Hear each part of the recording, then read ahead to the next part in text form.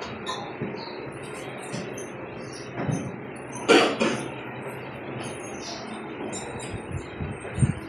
Lord's Day mga kapatid. Nabatik kayo sa pangalan ng ating Panginoon Kristo para sa ating teksto sa umaga po ito. Ating balikan ang ating binasa kanina from chapter 116 ng Psalms, verse 12. Verse 12. Psalm 116, verse 12, Kay Yahweh na aking Diyos, anong aking ihahandog sa lahat ng kabutihan na sa akin ay kaloob. Manalangin tayo. Aming Diyos, kami nagpapasalamat sa oras ito at sa aking ginawa sa akin.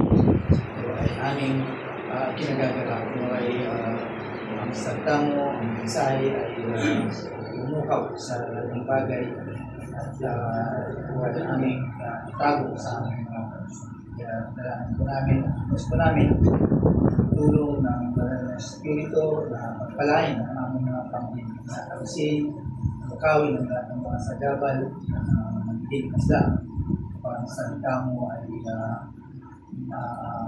umasok sa salamat po Panginoon sa pagpalain sa pangalan ng aming Panginoon Kristo. Amen. Right, so maybe bawat isa po sa atin ay maaaring nakaranas na ng isang overwhelmed kayamanan o generosity ng isang tao, di ba? Sometimes man po yung nararanasan na po natin na overwhelmed po tayo o perhaps maaaring ito ay akto ng isang kabutihan na hindi po natin ina-expect. Ngayon ay magbibigayan po tayo ng regalo hindi natin sa bagay nagdeklaran na po tayo ng mga gusto po natin, anong gusto po natin, but sometimes hindi po sa Diyon may mga bagay na ito ang magbibigay po sa atin ng kagalakan, no? Which is a greater gift na hindi po natin nararanasan. So, sa pagkakataon pong ito, ay maaaring ang ating mga sarili ay magbibigay po sa atin kung saan ano ba talaga ang aking gagawin. How gratitude maybe. Ito po yung katanungan ng psalmist this time in this verse, no? Sa kabila ng naranasan po niya, sa kabila ng mga bagay na ginawa ng ating Panginoon, ito po yung lumabas sa kanyang bibig dito sa verse 12, no? Sabi po niya sa English ay, what shall I render unto the Lord? For all is benefit toward me. No? Kaya sa umaga po ito, maaaring makakadiscover po tayo ng mga bagay sa ating mga buhay na kung saan ay magbibigay po sa atin ng reflection kung yung ating pagpapasalamat, bagang ito ay connected sa magiging mensahe kanina, kaya medyo karugtong po ito. O after ng message ng ating kapatid, this is the answer, no? Yung magiging mapagpasalamat. Para sa kanya ay pasasalamat, pero sa ating sermon ngayon ay mapagpasalamat. Gratitude. No? Na kung saan ay ito yung magre-reflect sa atin sa buhay po natin. The whole year ay maaaring mag-uumapaw ng gratitude sa ang puso natin. Now, tingnan po natin kung ano po ang konteksto kung bakit itong psalmist ay naisigaw ng kanyang puso. Maaaring sa kagalakan, ito yung lumabas po sa kanya. So, kaya alam niya, nasabi po ito because alam naman po natin as we read this whole chapter ng verse ng chapter 116, nakita po natin na there is a personal crisis, no? Na-recount po niya. Kumbaga sa ano ay binilang niya ang mga krisis na kanyang pinagdaanan. So, sa kanyang pagdadaanan, he described that this thing as a perils. No? Ibig lang sabihin ay pagsubok o mga problema na kanyang dinadaanan. Kaya nga nasabi niya in verse 3 sa ating teksto o sa Psalms 116, sinabi ko niya, dito, nung ako'y mahuhulog sa bingit ng kamatayan, nadarama ko ang tindi ng takot ko sa ibig because akong nangamba at nasubing pagtatakot ka. No? Yan po yung kanyang nasabi. So, sa kanyang desperation, he cried out. No? Umiyak po siya sa Panginoon. Okay? He cried out. That's why, sabi po niya in verse 4, basahin po natin sa ganung kalalagaya, si Yahweh ang tinawag ko at ako'y nagsumamo na iligtas niya ako. He cried out. Right? He cried out. So, ibig sabihin dito ay God graciously answered his prayer and siya ay iniwas sa kapahamakan. Nakikita po natin. So, ibig nang sabihin, again, in verse 6, sinabi niya po dito, si Yahweh ang nag-iingat sa wala ng sumakdulo nung ako ay nanganganig. Ligtas niya. Nakikita po natin na talagang ang Panginoon ay iniligtas yung psalmist kong ito. So, dito makikita po natin mga kapatid, yung habag ng Diyos, how He delivered ang kanyang mga tao. So ay pagkatapos na ma-deliver po ang psalmist po nito, ay bumalik po siya sa pasasalamat. Those abundant mercy and compassion ng ating Panginoon sa kanya. Kaya nga sabi po niya in verse 5, gracious is the Lord and righteous. Yea, our God is merciful. So makikita po natin mga kapatid na itong psalmist po ito ay lumabas ang kanyang pasasalamat. At ito yung nag-culminate po sa kanya para lumabas ang verse 12. Ito yung nag-culminate sa kanya para lumabas ang pasasalamat po ito. Again, basahin po muli natin. Basahin po muli sa English. What shall I render unto the Lord for whose benefits toward me? No? Ito yung nangyari. Ito yung naganap habang siya ay nagdaranas po siya. Ganyan din po ang nangyari po sa atin. After na nagpakilala ang Panginoon sa atin at nabalikan po natin yung mga pangyayari at lumabas yung ganitong salubin ng Kristiyano. Diba? Hindi matapos-tapos na pasasalamat o pagpapasalamat sa Diyos sa ginawa po sa atin. Right? Kaya dito makikita po natin yung pagliligtas ng Diyos dito sa psalmist. Ito yung nagbigay po sa kanya. No? At nag-move sa kanya para again lumabas po ito. Tignan po natin kung ano po yung content ng gratitude ng pasasalamat sa kanya. So, ibig lang sabihin, itong psalmist po ito ay nagmuni-muni siya. He was rendering or pondering those thanksgiving para sa Panginoon. So, dito sa sinasabi po niya, yung tanong ng psalmist, no? So, maaaring tanong po ito sa kanya, what I have to render, no? Kaya ating pasasalamat sa ating Diyos.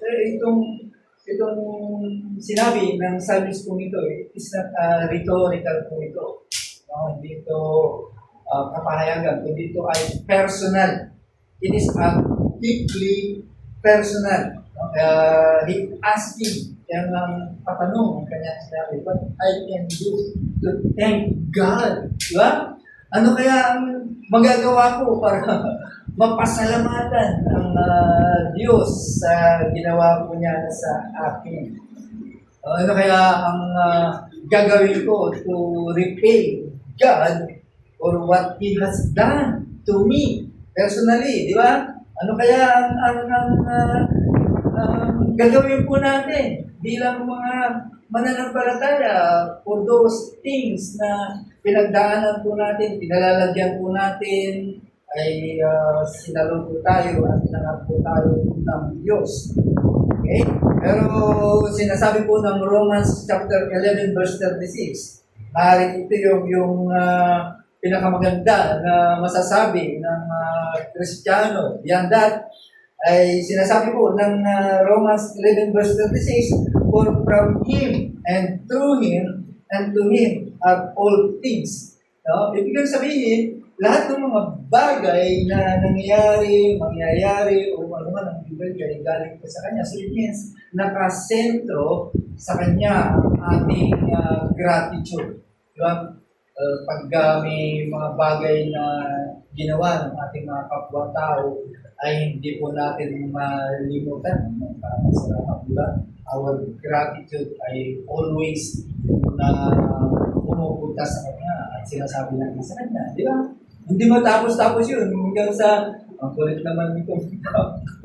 Hindi naman kasi yung isang pasasalamat lang, di ba? Pero sa ating Panginoon, yan po yung tinitignan niya sa Kanyang mga anak. Yung pusong mapagpasalamat. Right? Yun po yung lagi.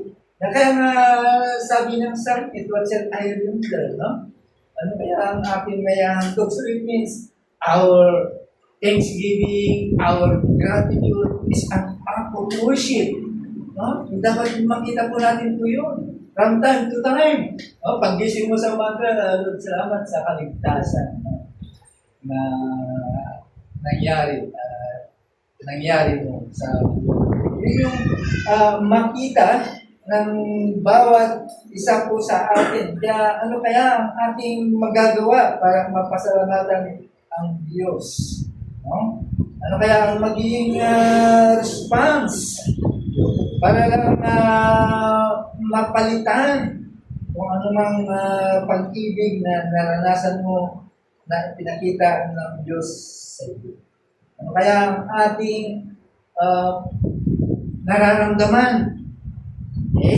Para lang magbigay po tayo ng response for God's goodness sa bawat isa po sa atin. Okay?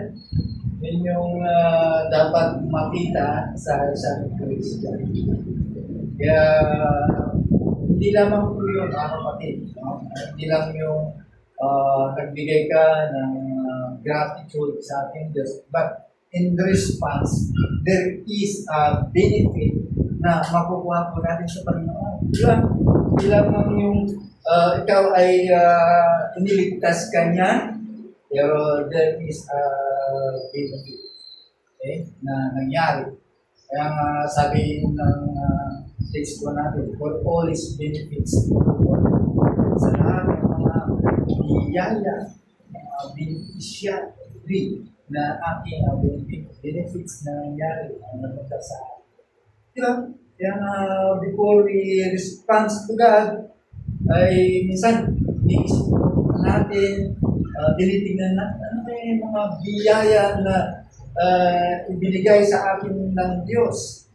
Okay? Pero dito sa service kong ito, personally emphasize kung ano yung nangyari, of course, yung pag-iingat ng Diyos sa Kanya. Yun po yung Kanyang personal emphasis na sinasabi po dito. Kaya tignan po natin kung bakit nasabi ng psalmist po those personal care na nangyari sa Kanya. Tignan po natin kung ano po yung ginagawa ng Diyos sa pag-iingat po sa atin. Tandaan po natin mga kapatid, ang biyaya ng Diyos ay specific po ito and personal. Di ba?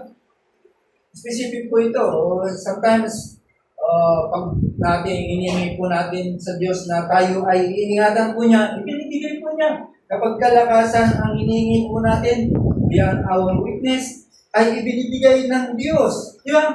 Kapag ikaw ay nalulungkot, pag humingi ka ng Diyos ng comfort, ibinibigay sa atin ng Diyos. Di ba? Kaya lumalabas po yung buong puso po natin. There is an overflowing of grace na ibinibigay ng Diyos sa atin kapag ganun ang kanyang mga anak na talagang iinis din at ang ito ay meron siyang malalim na sa Diyos. Kaya sometimes nag-overflow yung biyaya ng Diyos.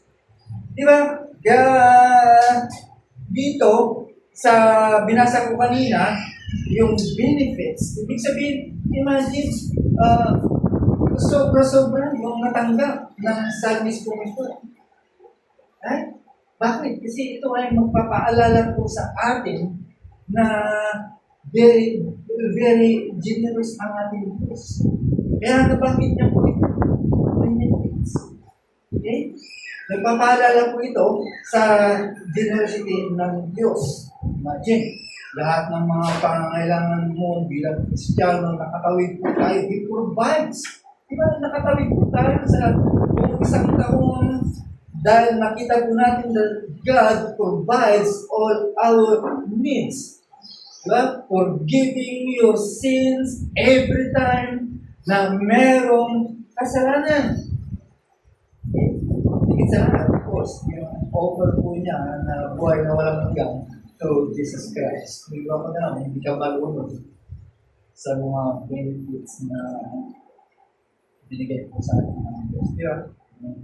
Buhay na walang hanggan. So, saan natin makikita po ito? Sa Psalms 103, verse 2. Sabi po dito, bless the Lord, O my soul, and forget not all His benefits. Another verse, James 1:17, every good gift and every perfect gift is from above, coming down from the Father of lights. Kaya mga kapatid, sa pagkakataon ito, you have to reflect. Take a moment of reflect. Karoon po tayo ng reflection sa ating mga buhay from the years past na balikan po natin, ano kaya pinaggagawa ng Diyos po sa atin? Those benefits, ano kaya ang mga kasama po doon na kung saan ay tinanggap po natin mula sa Diyos. Kaya tandaan po natin, ang gratitude, ang pagpapasalamat, nag-uumpisa po ito sa lahat ng mga kabutihan ng Diyos na ginawa sa iyo kapag yan ay ginagawa mo. Magbibigay po sa iyo ng mga pasalamat na puso. Okay? If you recognize all those goodness ng Diyos sa atin. Kaya nagkakaroon po tayo ng pagpasalamat ng puso. Ang tawagin ay gratitude. Okay? So ito yung magbubunga. Magkakaroon po tayo ng bleaching. Alive. Lalo pa nating pupurihin ang Diyos. Gives preaching of life to worship the Lord. Diba? Ito yun. At yan po ang magiging bunga ng pagiging Kristiyano po natin. Alam naman na hindi man lang marinig sa bibig natin yung pasasalamat. Pero sa puso po natin nag-uumakaw. Right? So, paano po natin i-express ang ating gratitude? Ito, nakita po natin yung practical na bang na pinakita ng psalmist ko ito. Diba, nung binasa po natin ng buong 116. Sabi po niya, ang psalmist, he also proclaimed the cup of salvation. No, diba? Sabi niya in verse 13, I will take the cup of salvation and call upon the name of the Lord. Okay? Ano ba yung itong cup of salvation na tinatawag? It symbolizes God's overflowing grace and blessing. Kaya ang cup, ibig sabihin, napupuno yun. Punong-puno ng biyaya ng Diyos at pagpapala ng Diyos. Okay? Anong ibig sabihin po nun? To take the cup means to celebrate and remember how God saved you. kung paano ka niligtas ng Diyos. Sa balikan, no? Na tayo ay niligtas ng Diyos. At ito ang tatawag sa iyo. Okay? Para i-worship mo at pasalamatan mo ang Diyos. Okay? Enough sa isang Kristiyano para magkaroon po siya ng gratitude sa kanyang buhay. Okay? At ang sabi po niya in verse 14, okay, I will pay my vows unto the Lord now in the presence of God's people. Di ba? Lahat po ito ay nagiging bunga sa kanyang pagpasalamat. Tandaan po natin, those times, in biblical times, vows were solemn commitments. No? Commitment po ito na kung saan ay response mo sa Diyos. Okay? Pagsagot mo ito sa Diyos, it is a vow. It is a commitment in responding to God's blessings and mercy. Kaya dito, ibig lang sabihin, ina-acknowledge ng psalmist yung pagiging tapat ng Diyos sa kanya. That's why he wants to fulfill his vows. Bakit kailangan po ito? Ikaw ay nagbigay ng vow mo, dapat ito pa rin mo ito. Huwag mo nang patatagalin. No? Kasi ito ay pinupulfill mo at pinaparangalan mo ang Diyos sa ginawa sa iyo in deliverance to you. Di ba? Huwag nang patatagalin. Kapag ikaw ay mapagpasalamat, if you want to express your gratitude, ay tandaan po natin, vows are intentional act of thanksgiving. Okay? Isa ring akto ng pasasalamat yung mga pangako natin. Diba? Katulad ni Hannah doon sa 1 Samuel chapter 1, 27 to 28, diba? He fulfilled the vow by dedicating Samuel to the Lord. Diba? Tinupad niya ang kanyang pangako sa Diyos. Kaya dapat ganoon din po tayo. Dapat mag-reflect po sa buhay po natin ang mapagpasalamat at pagsunod. Bakit? Kasi there is a warning in our vows. Pero sinasabi po yan sa Ecclesiastes chapter 5 verse 4 and 5 that there is a warning against neglecting promises to God. May warning po yan. Right? Para sa atin, ang pag-handog sa Diyos. Okay? Kaya there is a sacrifice of thanksgiving. Okay? We have to perform our vows to the most holy God. No? Kailangan po natin lalo na kapag gumawa po tayo ng commitment. Okay? We read the commitment. Nagbigay po tayo ng commitment. Nung tayo pa ay mga bagong mga Kristiyano, lumalabas yung mga commitment sa mga belief po natin. Na tayo ay maglilingkod. We commit to serve. We commit to give. Okay? Na ibig lang sabihin, if we fulfill these all commitments, ay nagpapakita, it will demonstrate our devotion and faithfulness. Kaya, tandaan po natin mga kapatid, ating namnamin, pagmuni-munihan, ang kabutihan ng Diyos. Though we can never repay Him. Di pa naman natin mababayaran ng Diyos.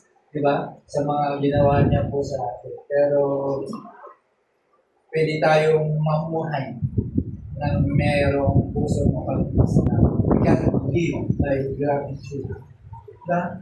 Mamuhay po tayo sa ating mga, yun na lang ang may offer po natin. Yun na lang ang may babayad po natin sa Diyos. No? Na tayo ay mapagpasalamat sa dakilang Diyos. Now, how we going to apply this gratitude? Okay? Paano po natin may papamuhay? In application. Okay? So, ibig lang sabihin, we have to cultivate. Kailangan po natin pagsumikapan na bungkalin.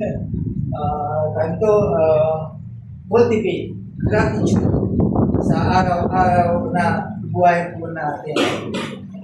Of course, paano pa natin mapapasalamatan ng Diyos?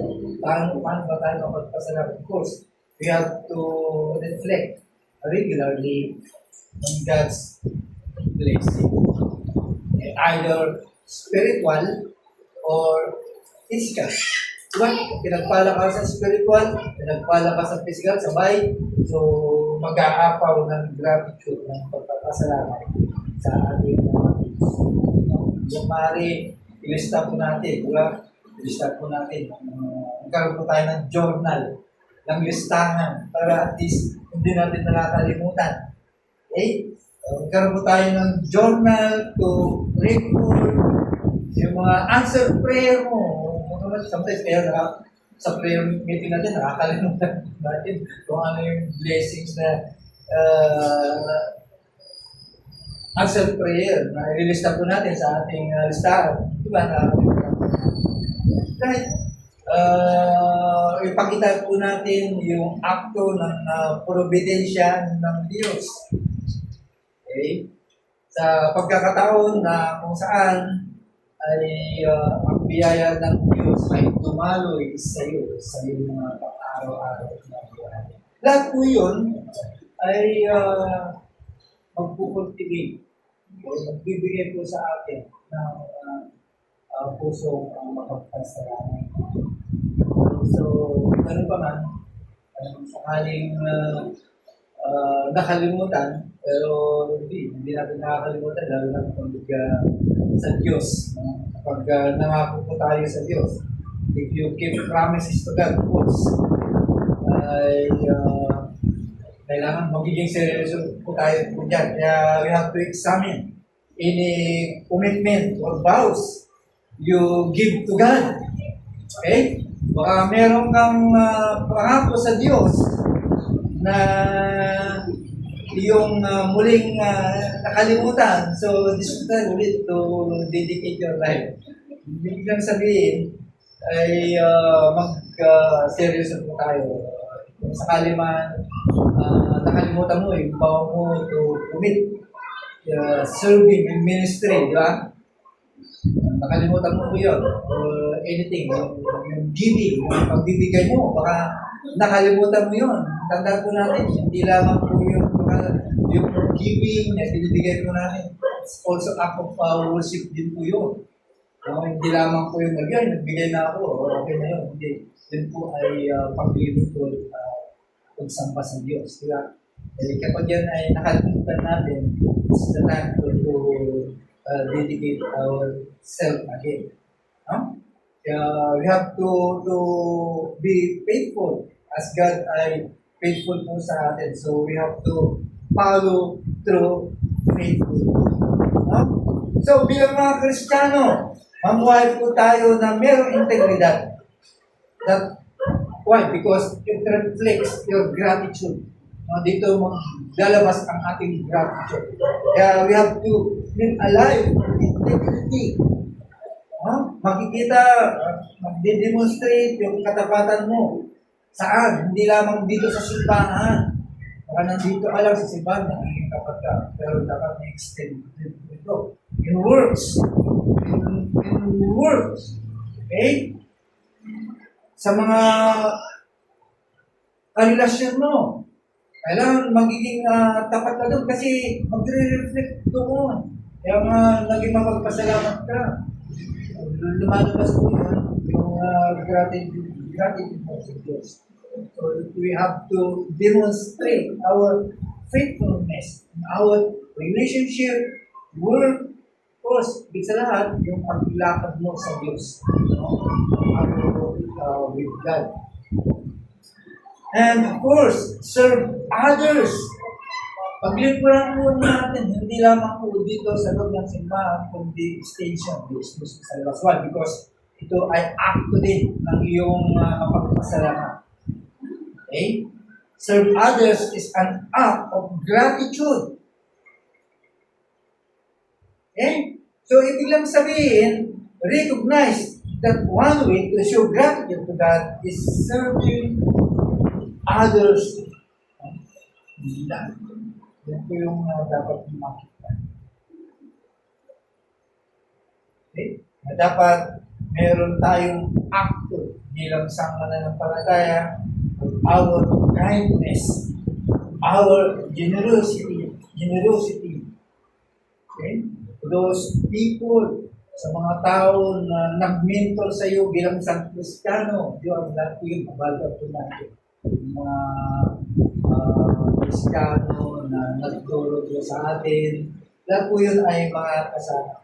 Kaya mga kapatid, as we reflect on this passage, itong teksto po natin, ay kukonsidera po natin paano po natin pamuhay, paano po tayo mamuhay at our gratitude to the Lord. Dapat makita po ito. Magamat hindi po natin mababayaran po siya sa kanyang ginawa po sa atin, but we can offer your life as a continuous act of worship. Okay? And thanksgiving.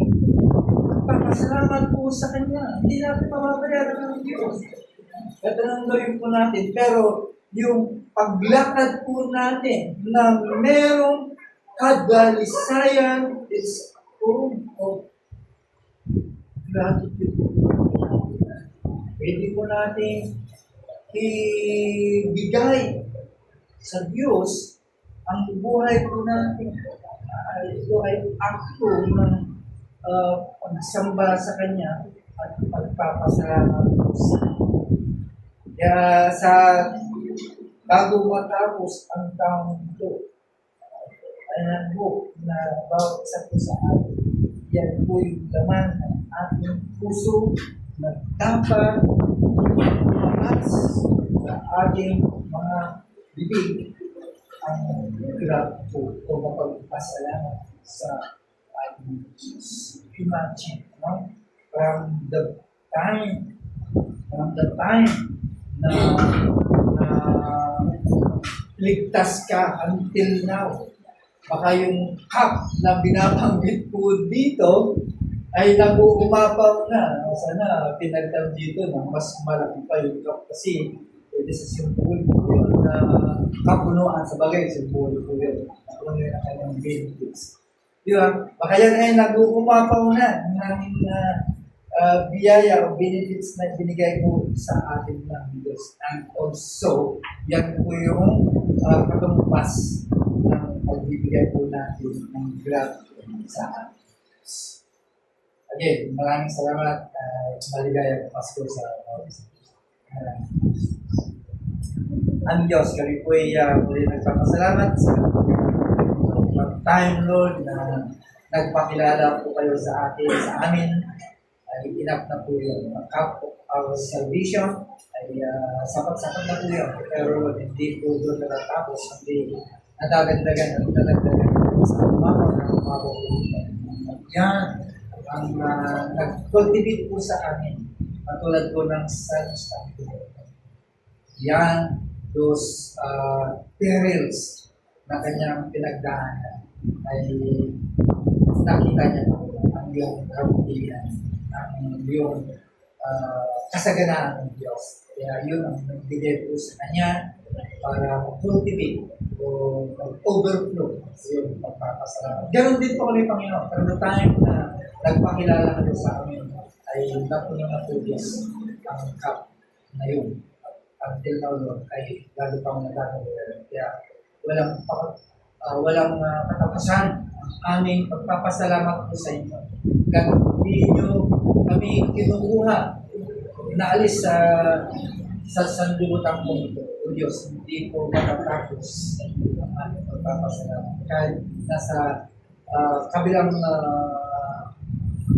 buhay na po kami, O Diyos, ay nandun pa rin yung puso ng pagpapasalamat. Kaya salamat po Diyos sa araw na ito kung saan ay aming Thanksgiving. Papasalamat po sa tanggapin po ninyo ang mga offer na nagmumula po sa aming pusong pagpasalamat. Naway, natuli ka o Diyos sa bilangin sa mga aming Panginoon Kristo.